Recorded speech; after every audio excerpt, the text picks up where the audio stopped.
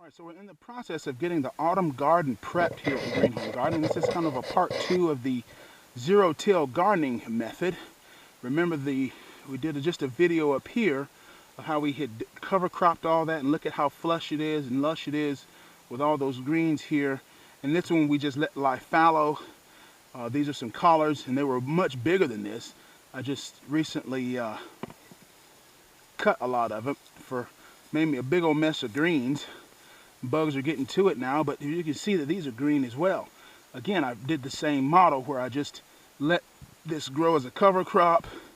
Some of these collard seeds that come through that I had scattered in here, and this is more or less just lied fallow for all the summer. And so we're getting ready to plant, and what we're gonna be doing is have an autumn, winter, spring garden, and then the summers it just kind of lies fallow and have a little bit of cover crop on there during the summer. So we're kind of going in reverse of what most people like to go spring, summer, autumn, and wait over the winter. It's just that for me, it's so hot down here in the Alabama summers, it's hard to get out here and really do much of anything. So what we're going to do is move that big pile of dirt and cover up all this. Now these have already been prepped. They've already been, I'm doing like I said, you've heard me say I'm writing the little raised bed growers guide, I'll let you know more about that. But the way I do my gardens is, these are what I call mounded beds. I'm getting ready to mound these up a little bit more. And these have already been worked, dug, fertilized, cover cropped, ready to go. I'm just gonna mound them up a little bit. And part of that process is just getting some soil and just mounding it up. Now this is not the entire process, of course, but oh, there we go. We're gonna dump it here, as you can see there. And as you can see there, you got some clods here, and we'll just cover all that up. And we'll just go get several more barrels like that. We're definitely going to have to come back with the chop hoe here. I'm going to narrow these up a bit so they're more like 3 to 4 feet wide instead of 5 feet wide. It's just too long to reach in. So we're going to kind of narrow them up, maybe 3.5 feet wide, somewhere like that, split the difference.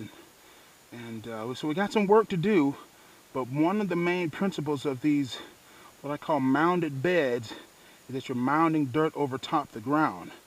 Now there's a whole series of things that you got to do to prep the ground underneath first. It's not just a matter of just dumping a bunch of soil on top of the ground and that's it. You got to prep the stuff underneath. So I've prepped all this underneath with cover crops, organic fertilizer, green manures, composting, buried composting, all this for a long time. And that has sat for a year with cover crops and stuff, and now we're just kind of putting both these kind of systems together. And so we'll have this bed, the bed here around here, and then the bed there. And then we'll just leave our buckets and things that there. Maybe we may take those down, we may leave them up, just depends. But the point is that we're getting ready for the autumn garden, and one of the best ways to do that is with one of these mounded beds. And I'll be letting you guys know more about that as time goes on. Look at that. Left a bone in there. Probably a piece of compost or something. Yeah, it'll be fine. We leave it there. Yeah. And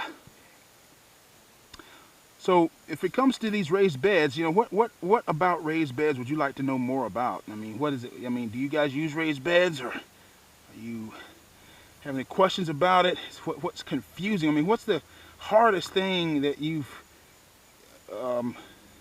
had to deal with in terms of dealing with raised beds? And if you wouldn't mind, just leave a comment down there below, and I'll try to address it, either in the book or in an upcoming episode or whatever. And I tell you what, we're starting to lose a little bit more light here. It's getting the evening time, and I got to get inside and do a podcast for this week. And with that, it's so hot out here. I will see you guys later.